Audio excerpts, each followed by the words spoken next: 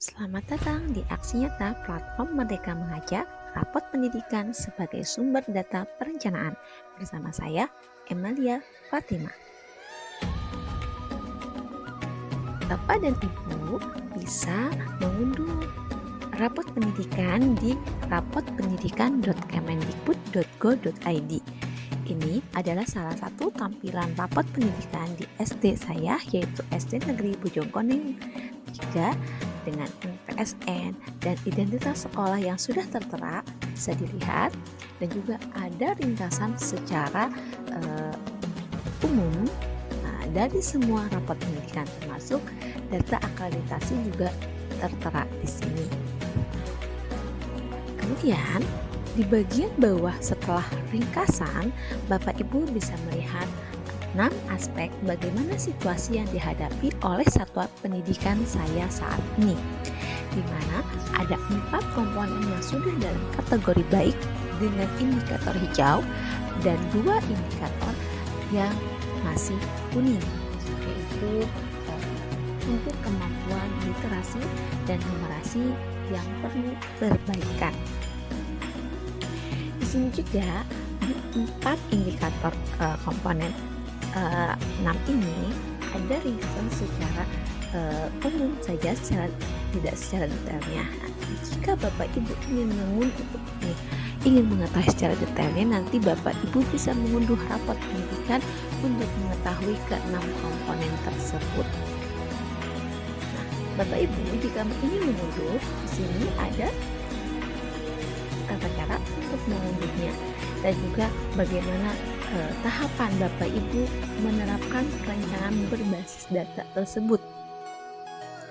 Kemudian ketika mengunduh juga Bapak Ibu ada pilihan di sini akan mengunduh rapot pendidikan tahun yang mana.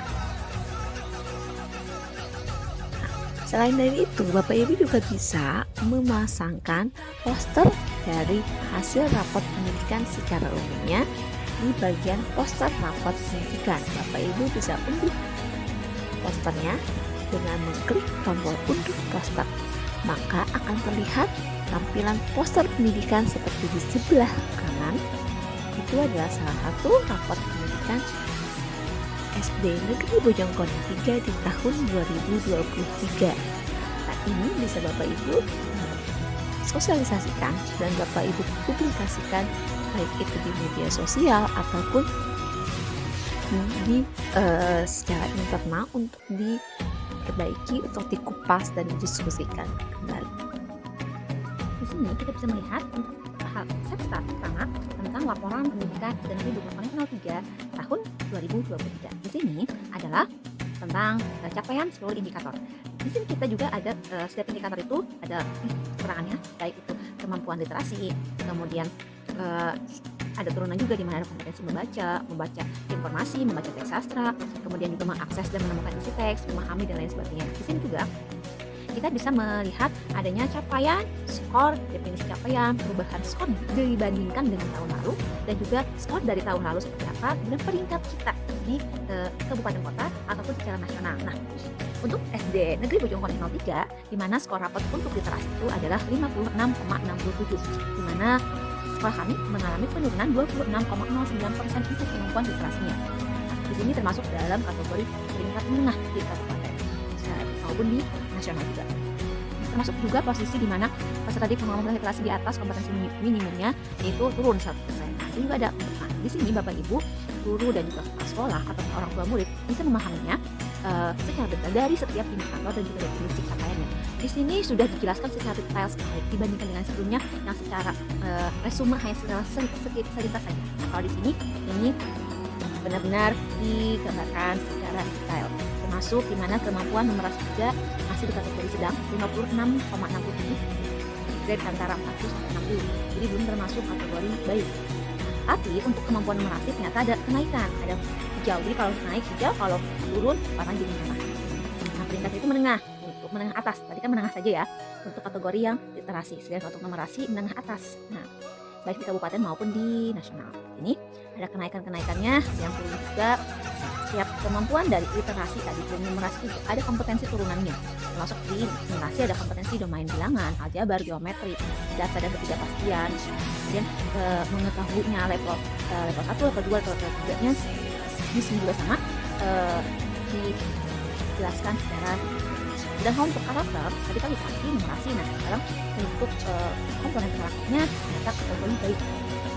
Jadi, karena ada kenaikan walaupun sedikit, tapi termasuk peringkat atas, di mana persentasenya itu 1-20%. Di sini Bapak Ibu bisa melihat kita, nah ternyata di pencapaian pelatihan PTK-nya kurang. Juga dalam klasifikasi PMK ya. Sekarang SD Bojonegoro.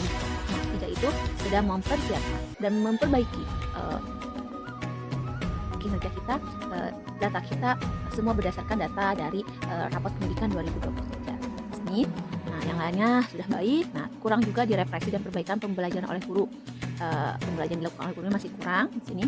Kepemimpinan instruksionalnya juga sama, banyak penurunan seperti ini. Nah, sedangkan iklim keamanan sekolahnya sudah baik.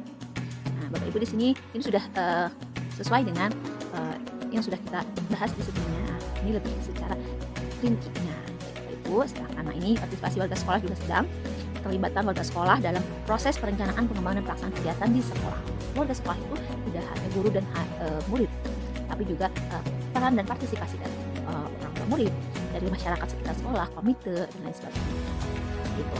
Nah, kita ada partisipasi promosi pemanfaatan sumber daya sekolah juga kurang di sini.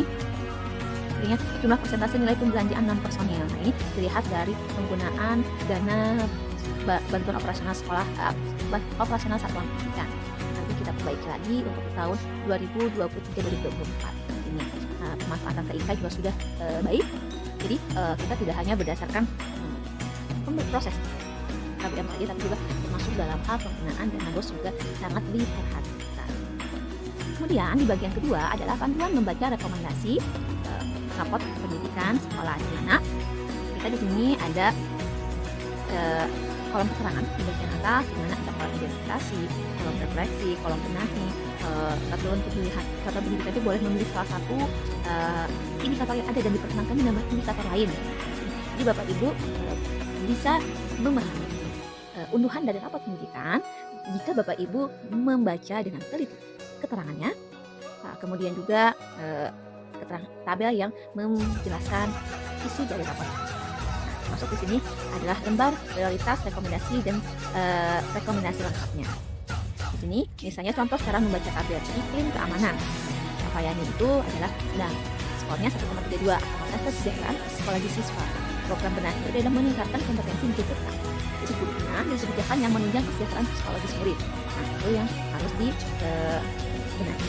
Membenahi itu boleh dengan inspirasi kegiatan di mana sekolah meningkatkan kompetensi guru dengan GTK-nya dengan mempelajari konten terkait menciptakan perasaan aman dan nyaman secara psikologis bagi murid sehari-hari di sekolah. Contohnya mengikuti platform atau media sosial dari cerdas berkarakter. Nah, di situ kan kita bisa juga memahami, membuat iklim keamanan sekolah yang nyaman bagi siswa. Nah, di sini juga diberikan tautan referensi untuk membenahi, di mana ada website dari Kemendikbud secara pelatihan mandiri. Selain yang tadi saya sampaikan, kita bisa mengakses website dan juga media sosial dari cerdas berkarakter itu. Nah, contoh kegiatan atas juga sama di sini dibenahi dan juga disarankan termasuk dalam hal kegiatan operasional, bantuan operasional pendidikan kesejahteraan. Untuk bagian ketiga adalah tentang prioritas, rekomendasi, perencanaan berbasis data SD Negeri Bojonegoro 3 tahun 2023. Di sini juga berisi tentang 12 masalah dan akar masalah dengan skor terendah. Jadi dilihat diurutkan dari skor terendah dari yang tadi alam pertama di rapat pendidikan itu SD. Kami ini rendah di bagian apa? 12 terbawah itu. Nah, di sini ada komponen-komponen dari berbagai indikator yang tadi yang menjadi pokok masalah yang harus kami benahi.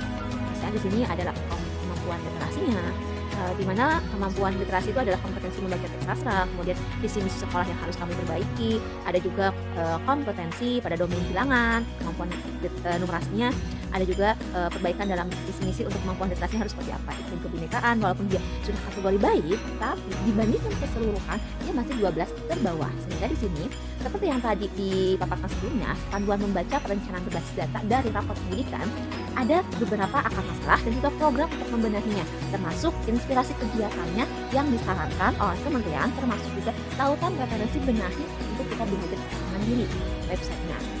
Dan juga kegiatan yang bisa kita rencanakan dan anggarkan dengan dana operasional satuan pendidikan melalui kegiatan administrasi jika ingin didanai oleh dana BOSP. Nah, seperti ini. Tapi untuk kegiatan yang belajar mandiri melalui tautan referensi yang direkomendasikan oleh Kemendikbud itu kan berarti tanpa didanai oleh BOSP karena itu pelatihan mandiri setiap kegiatannya.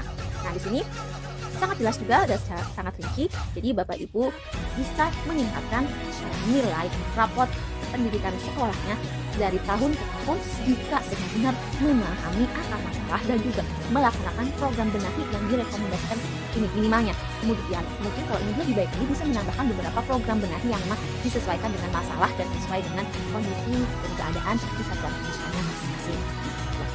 Kembali lagi tadi ada iklim kebinekaan. Nah, juga di sini ada juga iklim ada komponen juga karakternya walaupun sudah baik tapi memang harus ditingkatkan supaya nilai skornya lebih tinggi lagi sehingga semuanya menjadi baik dan di kategori atas untuk persentase baik secara kabupaten maupun secara nasional. Nah, sini termasuk juga iklim keamanan yang memang sudah baik juga masih tetap direkomendasikan untuk dibenahi.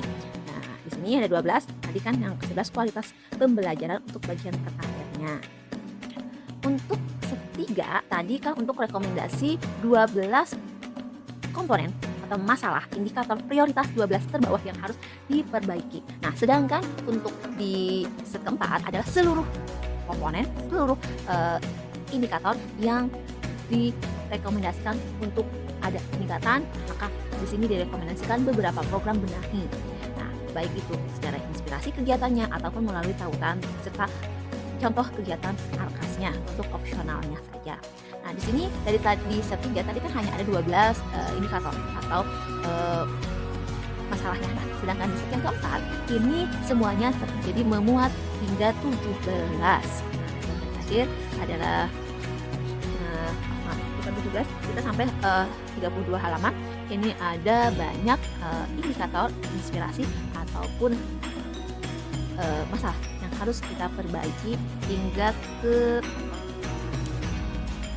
46 di indikator D.1 kualitas pembelajaran.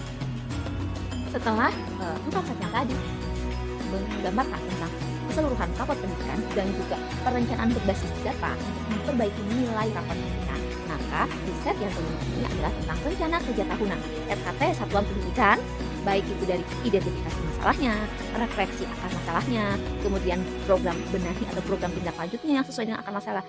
Dilanjut juga ada kegiatannya, penjelasan kegiatan, serta keterangan apakah kegiatan tersebut itu memerlukan biaya yang didanai oleh BOSP melalui perencanaan kegiatan di atas. Ini adalah untuk mencatat masalah-masalah tersebut. Di sini contohnya, ini untuk beberapa contoh ya, nanti lebih secara rinci dan rekomendasikan ada di set terakhir. Di sini untuk RKT, contohnya adalah kemampuan literasi. Karena memang literasi adalah yang paling kecil komponen di rapor pendidikan. Nah, di sini contohnya tadi kemampuan literasi, refleksi akar masalahnya adalah kompetensi membaca teks sastra yang masih rendah. Program yang harus dibentuknya adalah peningkatan kompetensi guru dan tenaga kependidikannya melalui pengembangan diri terkait literasi melalui PNM. Otomatis namanya PNM itu tidak usah didanai. Maka di situ jika pelatihan secara mandiri melalui PNM maka tidak membutuhkan. Tapi jika melakukan dan melakukan peningkatan kapasitas guru terkait literasi berupa workshop mengundang narasumber dari luar ataupun kita belajar secara bareng-bareng secara bersama membutuhkan dana kegiatan maka akan membutuhkan biaya. Jadi Bapak Ibu jadi disesuaikan dengan kondisi di sekolahnya masing. Untuk tadi di set kelima adalah rencana kerja tahunan katanya. Maka di yang terakhir ini adalah merencanakan lembar kerja arkasnya. Jadi antara rencana kerja tahunan itu harus sinkron dengan lembar kerja arkas. Jika di RKT ada sebuah kegiatan yang membutuhkan pendanaan, maka di arkas dimasukkan dan juga harus jelas untuk apa penggunaan anggaran tersebut. Nah, harus jelas untuk benahi kegiatan atau program apa, kegiatan seperti apa, termasuk uraian kegiatannya, membutuhkan apa saja. Di sini misalnya ada narasumber, fotokopi, snack, itu bisa didanai dengan dana BOSP.